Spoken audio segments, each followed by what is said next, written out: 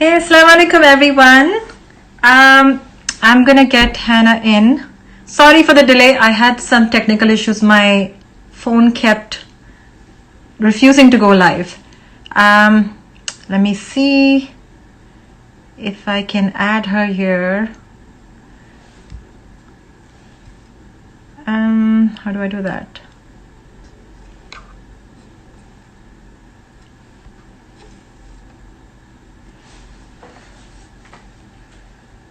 I'm going to wait for Hannah to come in and then inshallah I'll get her on.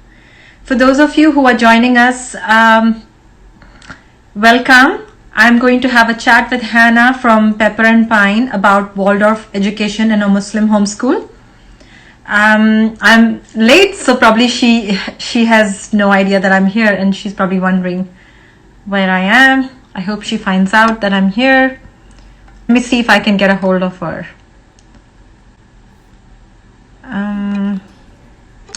Don't think I can add her without her. Hey, it's saying waiting. Assalamu alaikum. How are you? Walaikum assalam. I am so adjust sorry. so that I'm right at the right height. Yes. Hold on a second. I used your idea, the rubber band in the bottle idea. Yeah. Because my stand wasn't working. And then my phone kept refusing that it said having difficulties going live. But anyways, now it's all good. Welcome, Hannah. How are you doing? Doing good, alhamdulillah. Sorry, I'm also working with my technical difficulties trying to get this right so that I can see you and I can see the questions or the comments. Yes. And yes. And I when two of us are on, I don't know if you've experienced this, but the person on the lower half, sometimes you don't get to see them with all the comments going through. So I want to make sure that you can see me and all the comments. Yeah. Thank you for making sure about, all these things, technical glitches. But thank you so much for this session. Really looking forward to learn something new from you. Thank you. And this is, I've been excited about this session ever since we had our conversation about, your ideas on how we can, what are the ways you've adapted Waldorf education in a Muslim home. And I was really fascinated by the things that you shared with me last time. And I think I saw your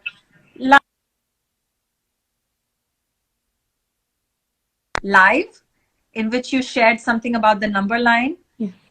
Not the number line. What was it? It was about life on a line. Geometry. And that was, yeah, it was amazing. So yeah, I was hoping that we get to have a conversation, but then it's also going to hopefully touch on a lot of concerns that a lot of Muslim homeschoolers have, and they don't really quite know how to navigate this. Yeah, and I know that you received a ton of questions. Did you? Yeah, I received some questions and then I think you got some too. So I went ahead and I just printed them off so that I could have them handy. I think though the topic is kind of new or people are still trying to figure out like what is Waldorf and how do I even incorporate Islam into anything that I'm doing that's homeschool related. So I think that there needs to be kind of a little bit of an introduction to what Waldorf. I'm sorry? You were cutting. I'm not sure. Oh. Okay, go ahead. If it cuts again, I don't know. Yeah. Yeah, I'm sorry. You cut out earlier too as well. That's kind of too bad about the internet when it does that. Yeah. So hopefully everyone can hear us okay. When I first came on, I couldn't hear you, but now that I'm on with you, I think we are both being heard by everyone, hopefully. Okay. So without any further ado, let's jump into this. I want to give just a little introduction about Waldorf education before we jump into all the questions, and I will do my best to keep it super short just to give you a general overview because I know that I can ramble on, especially for things that I'm really interested and passionate about. But what I want to reduce Waldorf education to is something very simple that I feel is at the heart of what Waldorf education is, and honestly it's something that I have lived but forgot to articulate in the more recent years until I saw someone post a comment on Facebook, on a Facebook group about, we can't buy all these things and we can't, Waldorf materials are really expensive, and just kind of the there's a person feeling kind of disheartened that, well, I can't do this, clearly. And a person replied to that person's comment with something that was so golden that I had completely forgot that this is at the heart of Waldorf education. And primarily, in my opinion, I'm going to resonate what she was saying, was that what it is a curriculum or a way of teaching or a methodology of teaching that is developmentally appropriate and that recognizes that a child is going through developmental stages, and to provide an education that's appropriate for each of those ages.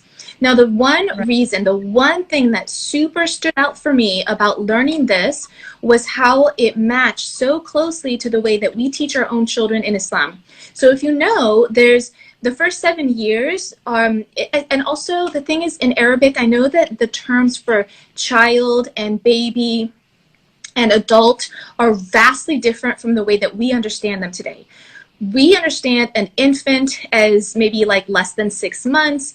A baby is a child who's not walking yet. A toddler is walking. And then you have a preschooler. And all of this, and then you go to child. And all of this is child until pretty much 18, right? And then, now in Islam, we have a different way to categorize our ages. You have babyhood, lasting until age 7. And we're thinking in our mind, baby is crawling. What do you mean baby is until age 7? And I apologize for not knowing the Arabic terminology except for the next one that follows.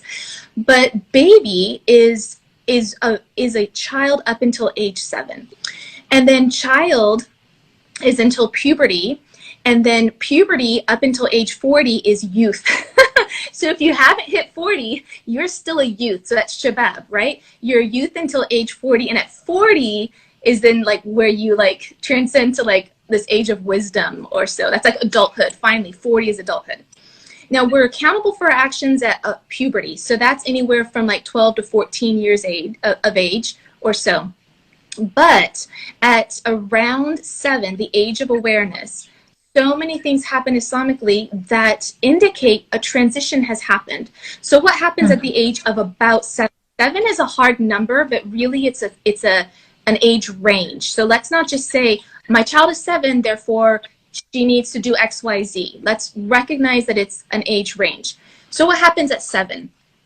I also want to, before I begin this, remind you that though I am Muslim, have practiced, these things, I am not a scholar. So if I've said anything wrong, please forgive me. Please double check, the things that I say, because this is my experience. This is the knowledge that I've learned, and recognize there are lots of differences of opinions. And also I make mistakes. So I apologize up front.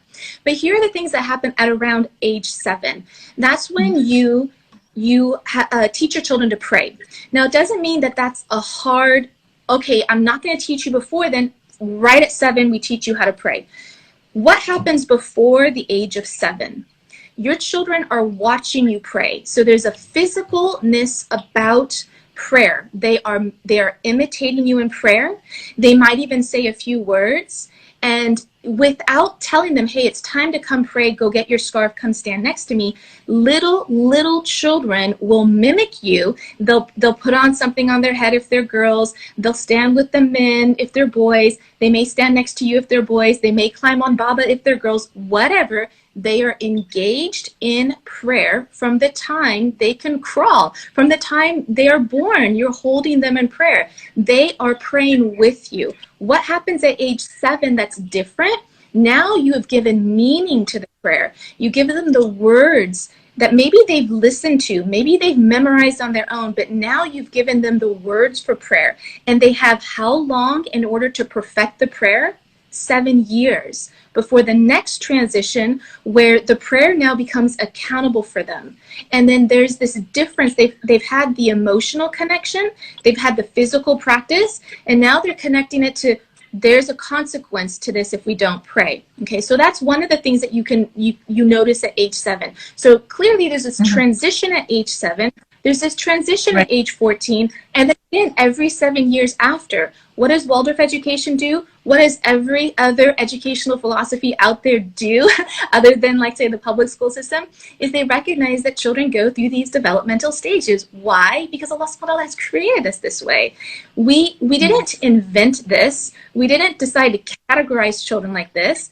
We observed, and then we recognized. And Allah subhanahu wa ta'ala, of course, provided guidance for us because he created us. So he already knew that these transitions are going to happen. So a couple other things that you might notice is that at that point, if your children have shared a bed space with you, that's the time when they have their own sleeping arrangement. Now, we think of that as a separate room. It could be separate bedding. It could be a bed in the same room. Whatever it is, we recognize there's a change at that point. Also, at that point, and I know that I'll get some feedback on this, but at that point, if your child has been nursing, that's the cutoff, not age 2. Age 2 cutoff for nursing has to do legally with the father's support of the mother financially. You do not wean your child at 2 years old. The absolute deadline for weaning your child is actually the age of awareness, which is sometimes marked by the loss of teeth. Okay, so I know that some of you are passionate about the age of 2. Please look into it. That's a legal it's a legal issue where the father needs to pay the mother. Why I say that is because so many of us really have trouble weaning our child at 2. That's because your child isn't supposed to be weaned at 2 if she still wants to nurse. There are other changes that happen at age 7, okay? And then we jump to age 14. Then you have your accountability for your actions at that point. So what's happening to your brain at that point is that there is this understanding that there are consequences to my actions. There's this awakening of the critical thinking skills. Now, when I was kind of new in my homeschooling journey and my oldest child was in a Hifz program and he was memorizing Quran, I really wanted him to also understand what he was memorizing. And there was an older mother in the group, and she's like, this is not the age for understanding the complexities of the tafsir.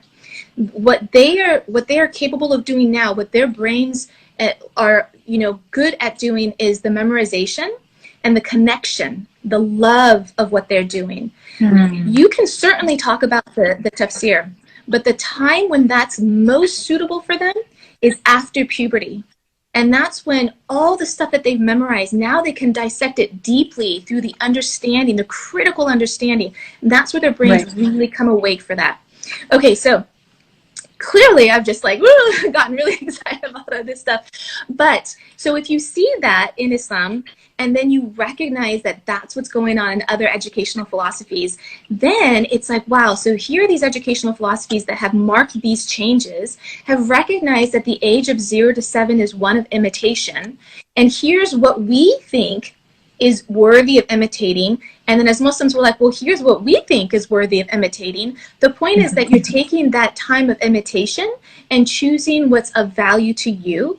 And then in the next 7 years, it's all about this emotional connection and visualization and the imagination. Well, what do we want our children to imagine in those years? I want them to strengthen their skills of imagination to the highest level possible, because Jannah and Jahannam are things that are only imaginable in our heads. We do not see it in this life at all. We can see like, oh, it's a hot day, I can imagine what Jahannam is like, or this is a beautiful beach, I can imagine what Jannah is like. But we need our powers of imagination if we want our children to think about what the afterlife is like. So that's where we can bring in our stories, make it rich for them, so that they are increasing those powers of imagination, specifically for them to imagine their afterlife. And inshallah, that dictates some of what they're going to do in this life. And of course, that emotional connection that we so deeply want them to have to their deen. Not the let's lay down all the rules at this point. We teach them the rules. Please don't misunderstand that we're not teaching them rules. We're not enforcing the consequences of those rules. I'm going to say one more thing before you can interrupt me and then dive into the questions. Yes. No, I'm loving it. I won't. It's completely resonating with me. It's amazing. Go on. Alhamdulillah, alhamdulillah. The Prophet ﷺ was a prophet for how many years? 23 years. Now, the first 13 of those years he spent in Mecca. And the first 13 years were the they were building the Muslims in their faith, in their connection to the Prophet and to Allah subhanahu wa ta'ala. It was this intense connection building. There were no rules, there were no consequences, there was no legality, no politics, no war. 13 years to build a Muslim. And that is exactly how much time it takes before you are responsible for your actions. And then you had another 10 years. That is fascinating. How you made that connection. That's amazing.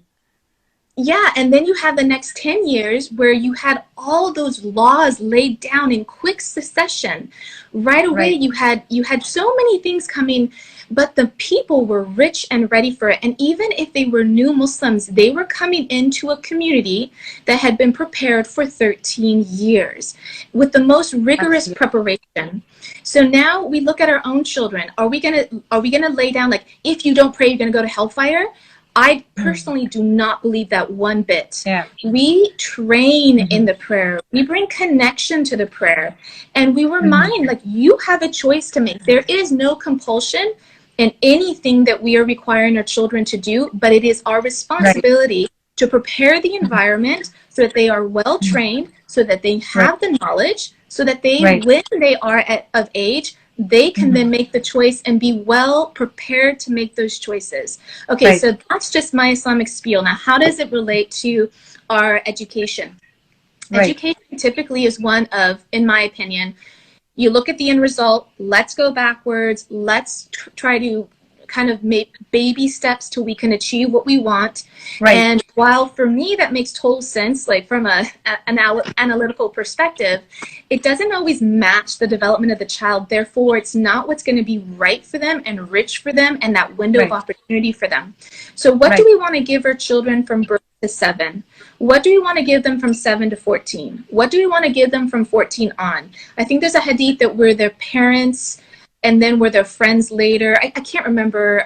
There's something regarding that. There's a lot of wisdom in that, the way that we parent. We're always going to be our children's parents, always. But there's a time when my sons and I we're Muslim brothers and sisters. I'm their parent, but we are all like on the same. Well, actually, I'm post 40 now, so I'm out of youthhood. But the thing is that we're all like on this same level. I was only kind of like ahead of them as their parents until they hit adulthood. After that, we're all on the same even playing field, right? Okay, so what do we want to teach our children in each of those stages that's going to be what's going to be most appropriate or most valuable for them to get to that point where they're holistic, adults that have, a solid attachment to the deen. I have one tiny little story, if you wouldn't mind me sharing this before we move on, if that's okay. Go on. Sure. Okay. Go on. So I think that I want to share the story. It's my mother's story, but I want to share it here because I felt like it really helped me understand my childhood, my mother's childhood, and then ultimately how I parented my children. My mother was raised sort of Christian. I want to say Christian, but her parents were going from church to church. They just were never really satisfied with what they were finding. And ultimately, the main thing that they really disliked about going from church to church and not being satisfied was this idea that you just had to have faith. It couldn't be proved to you. The way that you come to this level of commitment in Christianity is that you have a level of faith, but it's not backed up by evidence. And this didn't sit well with my grandparents, and it didn't sit well with my mom, and it just never resonated with them that you just have to have faith. Okay, so then she met my dad, and my dad is Muslim, and she wasn't just going to accept Islam. Like, she spent, this is kind of interesting, 13 years testing my dad and asking questions. And my dad, who was born and raised Muslim, had to go back and search for these answers because he couldn't just say, well, Islam says so. He had to bring her proof for every question she asked. And what she was what drew her in was that there was evidence for everything. It wasn't just faith-based. It was, there's evidence for this and evidence for that. So what happened was when she raised us, and granted, by the time she entered Islam, most of us were already born, so we all got a little different upbringing because we're 22 years apart from the youngest to the oldest. But what she brought was a lot of, you do this because here's the evidence. And that's wonderful for an adult, and it's incredibly damaging for a child, because a child doesn't do things for evidence. We're not evidence-based when we're young. We're emotional-based, and we're faith-based. We trust our parents. So Islam has a tremendous value in faith and a tremendous value in evidence. And they connect together to make the strongest knot. The Aqidah is so strong because it is evidence and it is faith. And it is so beautiful because it takes what we need as individuals. We need our mind satisfied. We need our heart satisfied. And some people need, you can just satisfy a little bit of our heart and we embrace it. And other people, just a little bit of the brain, and we embrace it. We know at the time of the Prophet ﷺ, there are people who, if their tribal leader accepted Islam, that was enough for them. I trust you, and I'm Muslim. And other people are like, well, do you have the mark of prophethood? Are you going to take this charity for yourself?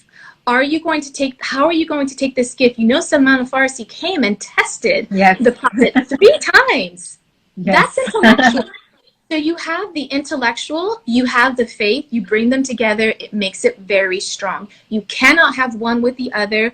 We will break our children if we don't provide both. So the time for the faith connection, the emotional connection, in my opinion, the greatest opportunity is from birth to puberty.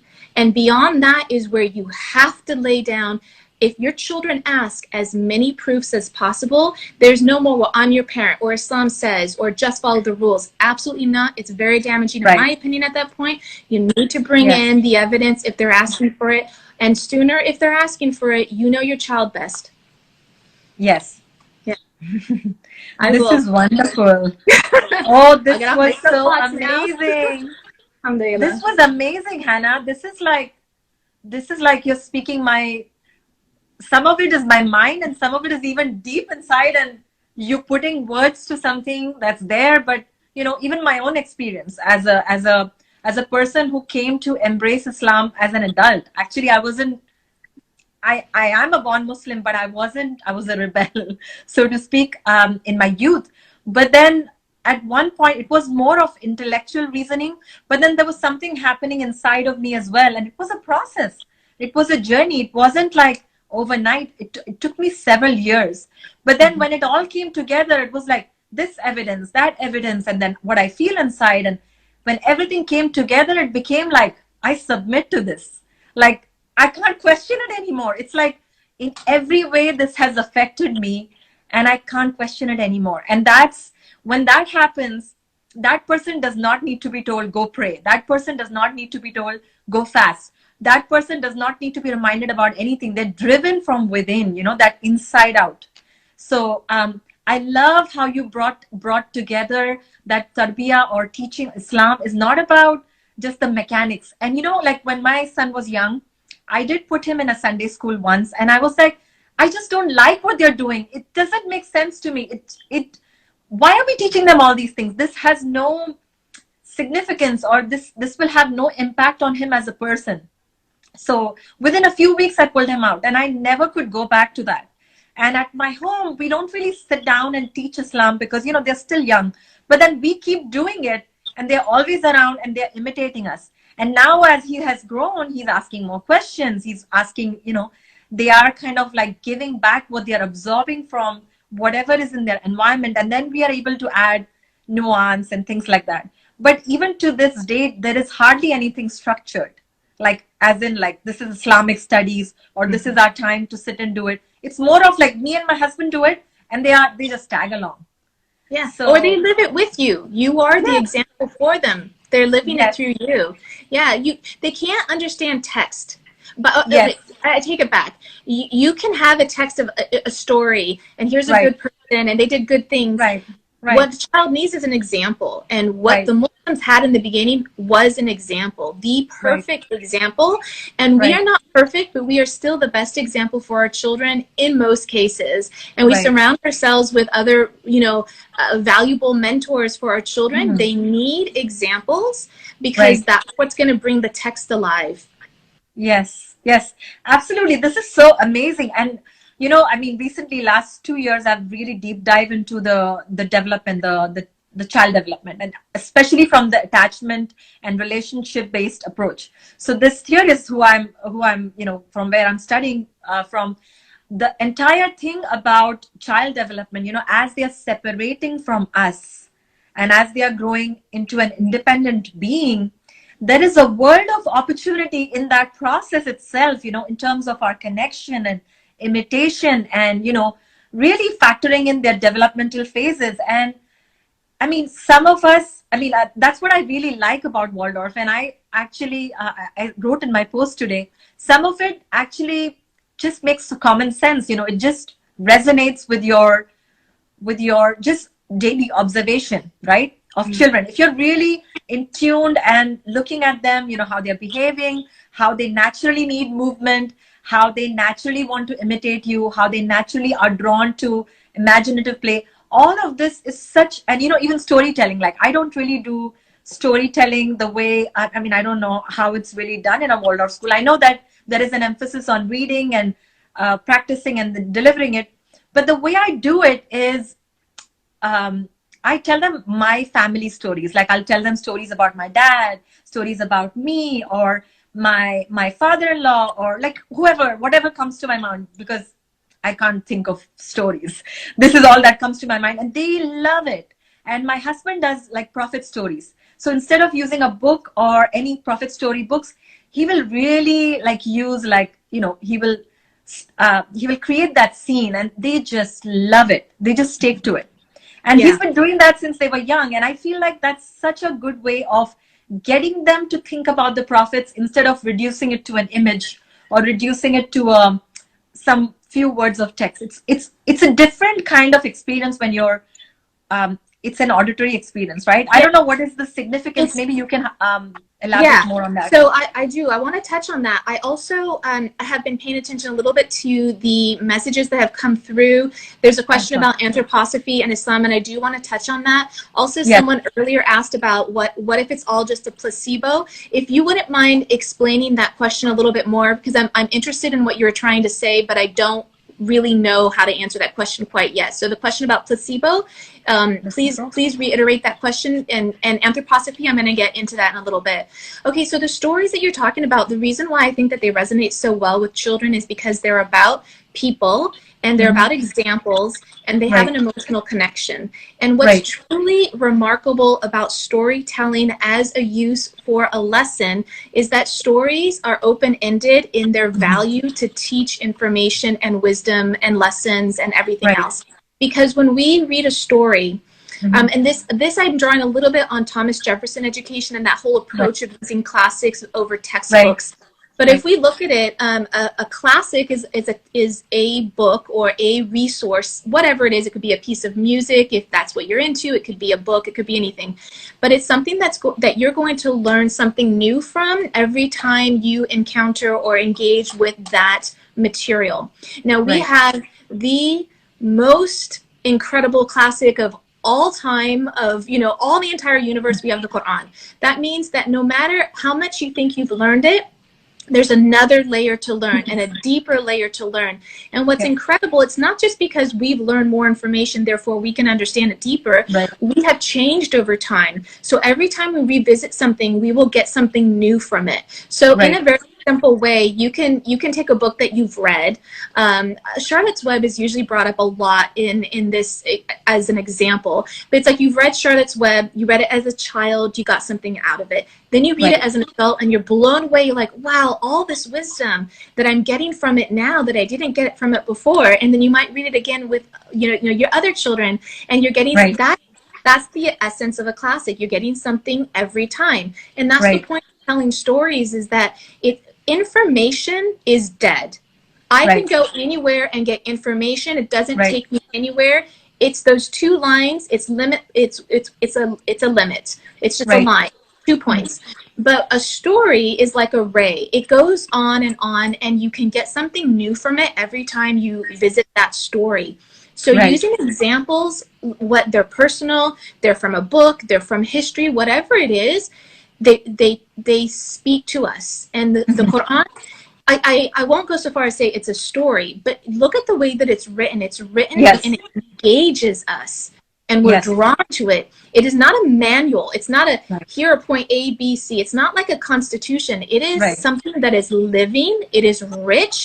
You can Yes. explore it. You engage with it. You learn from it. You change from it. You grow from it. It is eternal in the best sense, and not like Yes. physically eternal. Only Allah subhanahu wa ta'ala is eternal. But I think that you understand that it has Yeah. possibilities. It's not limitless in that way. Yes. So So I agree with that, yeah. because the knowledge comes in layers. So each time, and I know it happens to me all the time. I've listened to a tafsir, and I'm listening to it after a few years or a few months, and I'm like, wait a minute, I didn't see it this way at all when I heard it last time, and it goes deeper.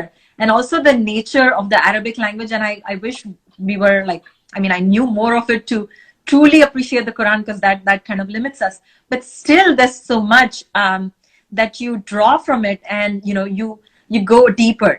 So my husband has this opinion that orally telling the prophet stories is the best way. That's his opinion. And he thinks that when we go down to the books and the pictures or images, while that can be an aid, but then that has already limited their imagination. Whereas when we keep it open-ended, it's still their imagination, and they are creating that picture, and it's so much easier to add to that picture when you revisit it. So I'm with you on that 100%. 100%, I'm with you on that. And yet still I am also on occasion drawn to those illustrations.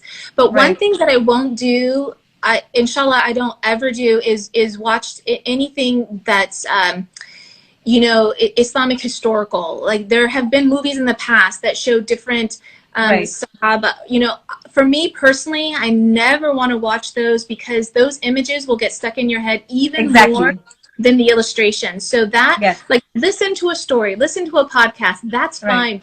But really, if you can manage it, try to avoid watching those. However brilliantly they've been produced, just know that there is also that flip side consequence when you are watching those things. That's right. It is limited. It does limit it.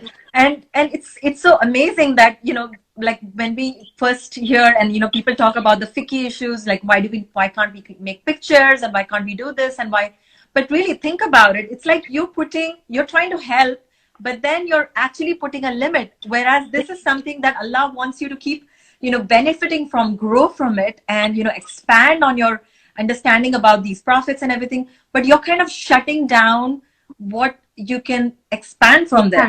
Yeah, so that's it's so a blessing, good. actually.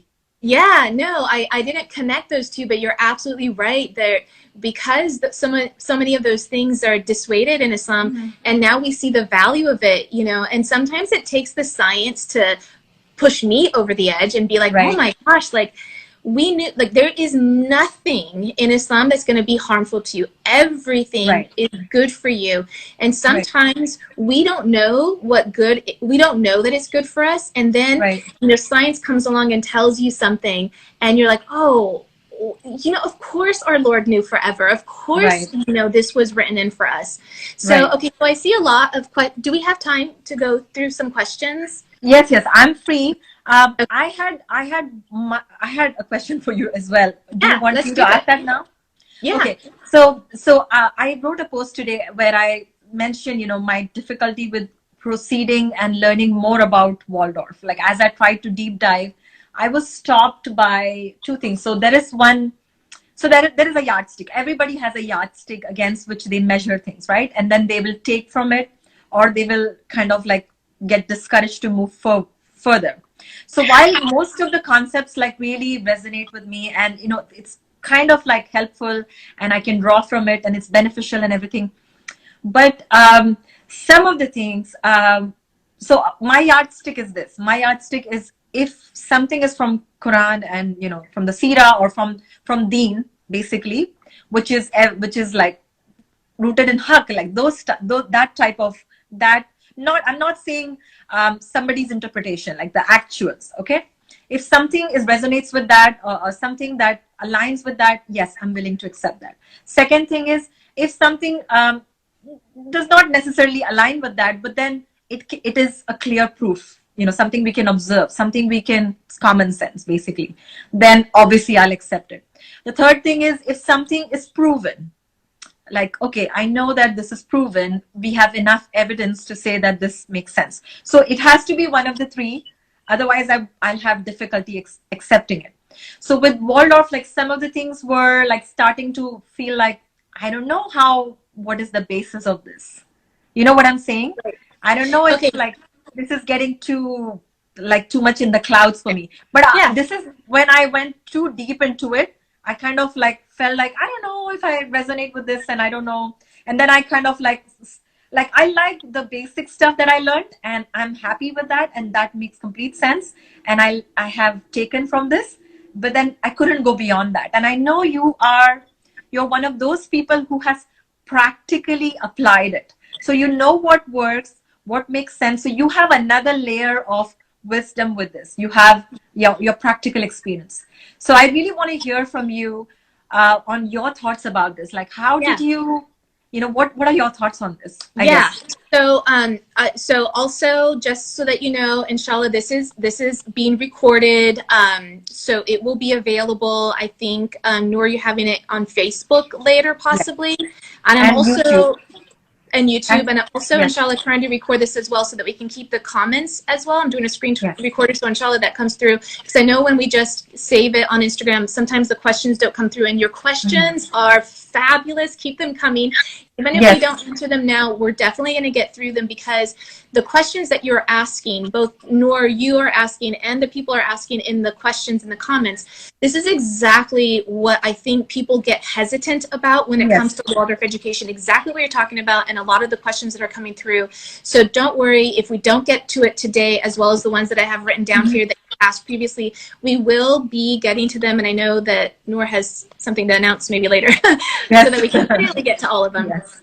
But yes, I think diving into any philosophy deeply poses some problems, because you're right. At the root, it's possible that the core beliefs, I think for most philosophies, there is like a mission statement of some kind, or at least a purpose or a goal. And yes, I don't think, unless it's a Muslim who's come up with, an educational approach, let's say, that yes, it's going to diverge from our Islamic teachings on some level. Let's expect that to happen. And now let's evaluate from an analytical perspective, because this is not a religion. We have choices to make, just like everything else in our life that isn't coming from the deen, even though we evaluate it as, is this good for us? Is this bad for us? Is this a right thing to do? We evaluate all the time. So when we're taking our philosophies for education, so too we are evaluating. Now, yes, when you get to the deep aspects of Waldorf education, I don't like what I find. Personally, it doesn't match both my, obviously the religion, but also some personal beliefs that I have. And a lot of my personal beliefs obviously come from Islam to begin with anyway. And so I'm pretty much anything that doesn't sit well with me on a personal level is because in some way the deen has shaped my personal likes and dislikes.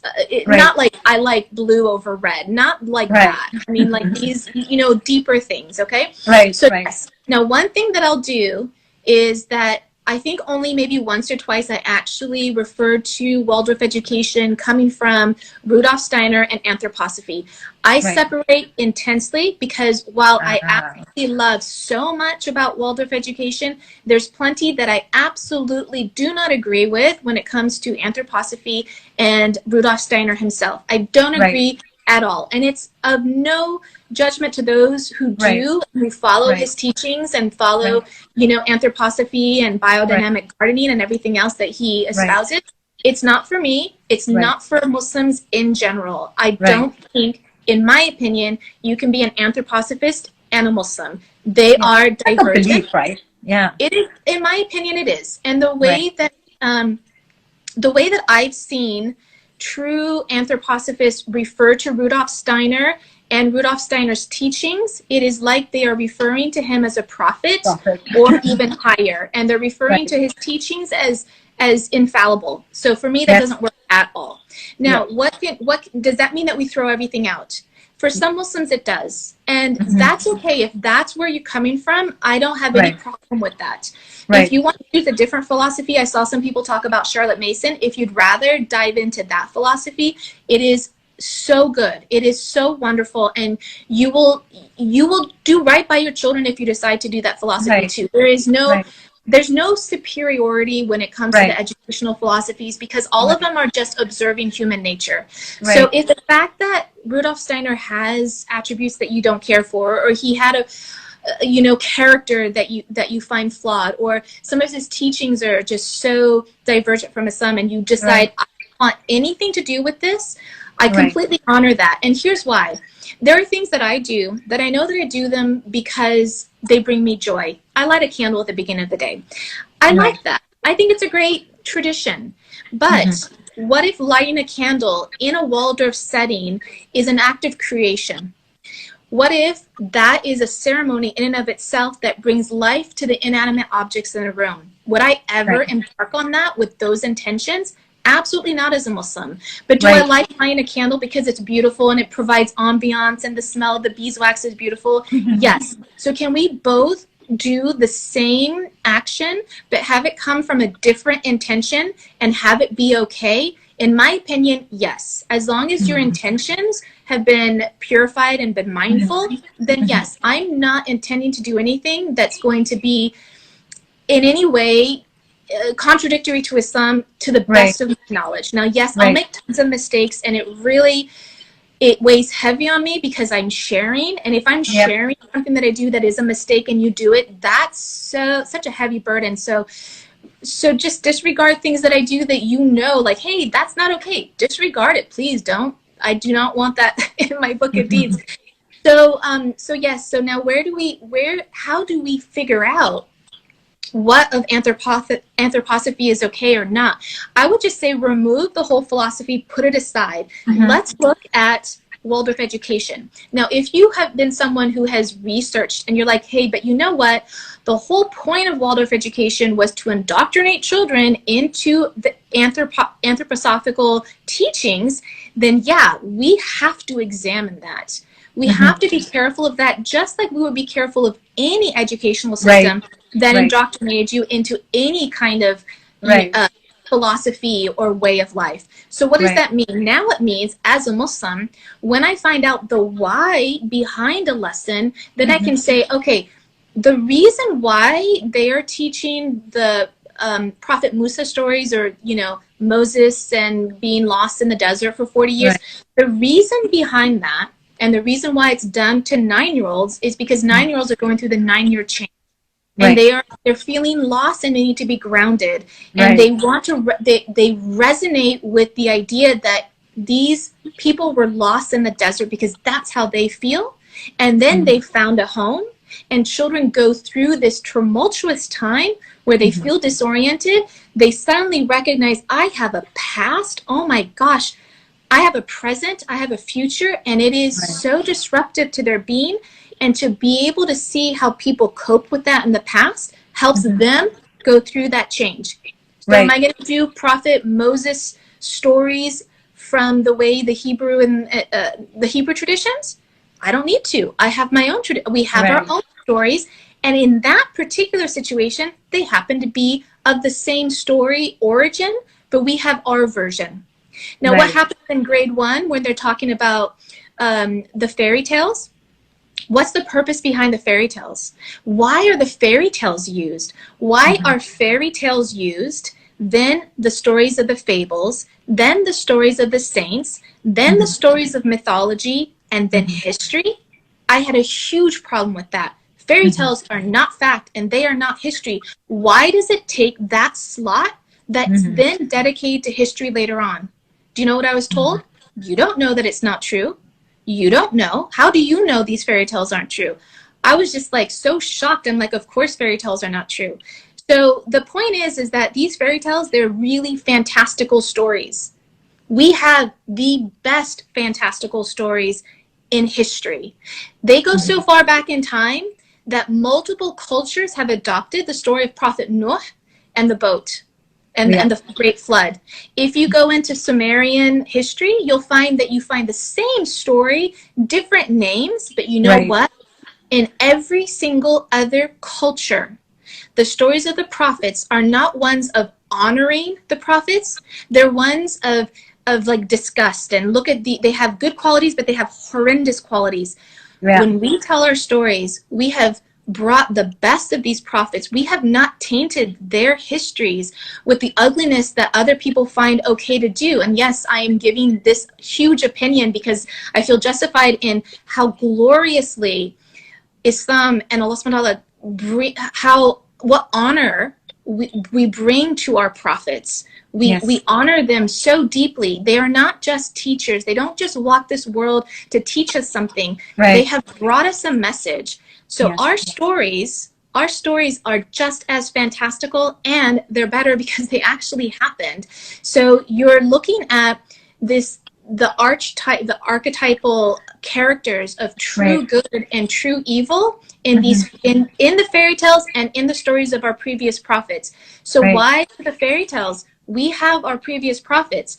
So that's something that takes the slot of grade 1. What else takes the slot of grade 2? What else? The saints. We have the best examples. If you're looking for Muslim examples, who are they have been elevated. Who are our best examples? They are the companions. We don't need to bring in the stories of the saints. We have our companions. What's the next history slot that's going to take its place? The Sirah. The Sirah is going to take its place. And then we keep going with what happens when Islam spreads through the Arabian Peninsula and beyond. We don't talk about that history because for the rest of the world, they were in the Dark Ages. And we don't recognize that Africa, Asia, the Arabian Peninsula was going through the golden age that set the example for the rest of the world. That's what comes next. And we feel like so shy to be proud of our heritage. We should embrace it wholeheartedly. And so that's where I see Waldorf education for me. This is so amazing. This is mind-blowing. This is amazing. I mean, see, these are the things that I think if somebody like you is able to break it down and say that this is the purpose behind this, and so then if this is the function of this task, then let's replace this with something that makes more sense and something that's more relevant to us. And then it also aligns well developmentally, you know, with the goals that we have with each of those stages. And what I really love about Waldorf education is how much respect and accommodation is made for the developmental phases of children, because that's critical. You know, like a lot of times I've seen, and I have deep dived most of the educational methods. Waldorf, I said, you know, I dived into it only, I think, still at the surface, because I couldn't go beyond, because I don't have the access to the information, especially the kind of information that you're sharing. It's completely new information to me. But you know, just to kind of see where it aligns and where it's relevant to us, and especially honoring children and seeing childhood as a phase which has a function. They're not mini adults. We're not giving them everything that they have to do in adulthood. We can't treat it like that. Childhood has its own function, and when we honor and when we work with the needs, the developmental needs of the children, we are so much more effective as educators, as parents. And you know, it's just like what you said in the beginning, like we are not, you know, they don't become believers. We can't just sit down and teach them all the rituals and things like that. It's a specific manner in which we proceed. And I know there's a lot of comments and questions coming in. I don't know how we're going to get to them. Yeah, well, not much because I think Instagram's going to kick us off in a little bit, but I just want to say one thing. Yeah, we definitely need to do this again, but I noticed one question that popped through, and I think it was, so are fairy tales inappropriate for grade 1? I would not go so far as to say that anything is inappropriate unless you feel that it's inappropriate. I have read the entire Grimm's fairy tales to my children, the entire volume, including some horrendous stories. And so and please bear in mind too that children's understanding of death is entirely different than our understanding of death. We see it as quite morbid, and when people like it or talk about it, we're just a little bit disturbed by it. But children don't have the same relationship to death as we do. So a 7-year-old's understanding of it's very different. And 7-year-olds typically, that's the point they get interested in death. So if 7 is the range, remember, so 6 to 8 or whatever, the loss of teeth is important, or that's, a marker, but they will ask you what happens after I die, or what happens when you die, or they will ask questions about death at that age, and it does scare a lot of parents. It is not morbid. It is part of their development. And remember that they have a different relationship with death and things that are morbid than we do. So there's no stories that are inappropriate unless you feel they bring filth or they bring something that could cause doubt in their relationship with Allah. Those are two things that I would caution against. I think information is information. It's almost sterile. It could be good or it could be bad depending on how you use it. But two things I would caution against are anything that brings filth and anything that brings doubt. We need to guard our heart. We don't have control over it, but we can guard it. And I know that this is something that I learned many years ago about learning philosophy. And the philosophy won't tell you that God doesn't exist or that God exists, but they'll bring in a point that I feel is really damaging. It's like, well, if God existed, then why is there so much torment and war and famine and all this stuff? And at the surface, you're like, oh, that's not a big deal. But if you go deeper in it, that could cause doubt and anger. And that's what I want to guard against. My faith in Allah subhanahu wa ta'ala is only as good as Allah decides. Like I can do my best to protect it, but my heart is in His hands. So I want to do what I can, and I think that as parents we need to do what we can for our children. But other than that, you choose with the information. If you're like, I want to do fairy tales with my kindergarten and my first grader, by all means, you have that right. Mm-hmm. That is fantastic. I love what you said about philosophy, but yeah, I don't think we can go into that and start chatting about that. But Instagram is going to kick us out in like 3 minutes. No, 1 minute. No, 10 minutes. We didn't start right at 4, so I think we have a little bit of time. So listen, I really appreciate all the questions that have come through, and I really feel saddened that I didn't get to answering any of them solidly, as well as the ones that you spent time messaging both me and Noor. We really value the time and the effort that you took in order to articulate your questions. And plus, because we're screen recording this, we can see the questions that you have submitted here. We really care for them. We will get to them at some point, either here or in another, some other medium. So please don't feel bad that we didn't get to them. Yeah, apologies for that, guys. And if we get a chance, we'll probably, we'll figure out something. Maybe we can join again, and let's see how it goes, because I know this week is going to be busy. But I wanted to make a very special announcement. Should I go ahead and say? Yeah, let's do it. Okay. Okay. So for those of you who know that, I run a program called Homeschooling Simplified. It's a comprehensive program that is basically mentorship coaching. And I have like a team of mentors who help me deliver on this big, giant promise. And I couldn't do it without them. And I'm so happy to welcome Hana to the team. So she is going to be, so she's going to be covering Waldorf Education with the group. And I am beyond excited to welcome her, because there is, like we just witnessed, she has a wealth of knowledge in this Waldorf Education. And it so beautifully aligns with one of my main primary focus within the program is to help parents understand the developmental needs of the children, because I think that's a missing piece that a lot of us are not focusing on.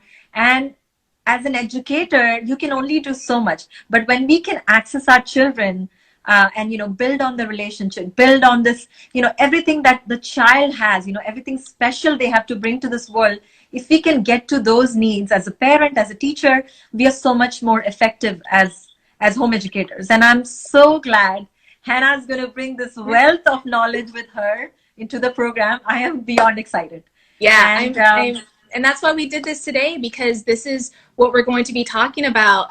My sessions will be talking about this, and so we really wanted to bring this to the foreground in case this is something that you were interested in. This is what I'm going to focus on in the program. So thank you. I am so excited.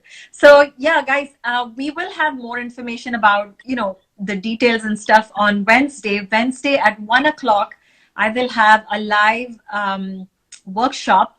And in the work, this is actually the concluding session of this 13-day program that I've been running for the last, I think, 2 weeks or maybe more than that. So it's completely free. It's still out there. You can click on my profile, sign up, and benefit from it. And the concluding session is going to be on Wednesday. It will be inside a private Facebook group where I've been doing some of the live sessions. So inshallah, if you want to join that session, make sure you make time for it. It's at 1 o'clock Central Time, Wednesday the 30th. And inshallah, at the end of that session, I will talk about the program and I will open cart for those people who want to sign up for the program. I'm really looking forward to welcoming a new group of women, and really excited about that. And I'm so happy Hannah's going to be with us, sharing her. I mean, I'm so happy. And I love this session, mashallah. This is so unlike. Thank you. Yeah, mashallah. Really nice. Do you want to cover any questions, or should we get going? I'm like so worried that we're just gonna like all of a sudden like stop with Instagram. So I feel like we should stop. And I'm really someone's asking if I'm going to be speaking on Wednesday. No, I think that's just you, Noor. But I will be sharing more of what my contributions are in case those of you who are interested in what we talked about today want to join the what do you call a course? Are you calling it a course? Okay, a program. Yeah. Your program, because there is, we need more time than this hour to dive into this. And with your questions here and online, we know that this is something of interest, and being able to participate in the program means that I can really dive into these things with you. So I'm really happy to be joining you. So happy. So alhamdulillah, I forgot to mention this, the session that I have on Wednesday. During the session, there will be some prizes given out. Like I will ask some questions, all the people who've been following along in the program, and I'll be asking, there'll be a little bit of a quiz here and there, and some people will win actual program content as a prize. So join me on Wednesday, because even during the program, like I will have a limited time bonus for people who sign in quickly, like the early sign up bonus. So I know there's a growing wait list, mashallah. So, and I have limited spots. So if this is something that resonates with you, if you want to really prepare yourself as a home educator, because I think we do talk about the educational methods here and there and materials and stuff, but rarely do we reflect on what we can bring. You just watching Hana talk all this time, like I know that listening to this is going to equip me in ways I can't explain, I may have the same material, but I may not know what to do with it. I know that time is running out. Yeah, I want to interrupt you and say that you have many speakers in your program. I'm not sure if you said that this time, and maybe you've said it before, but I just want to reiterate that I'm one of, I don't know, a dozen or more instructors in your program. There are many instructors. It's a long program, and I know that you'll go into more details about that. Yes, I will talk about it, and I know we have just 1 minute remaining. It's a 12-month program. Actually, it has 2 parts. I will talk about all of that in the session, but we have actually 12 mentors. So it's everything that you need. It covers meal planning, different homeschooling methods, speech and language, how speech develops, play, and all kinds of things you can imagine. We have like the team itself has like amazing people, amazing women from all walks of life with different kinds of homeschool experience and educational experience and, like expertise and things like that. I'm kind of fumbling my way because I'm getting nervous looking at the timer.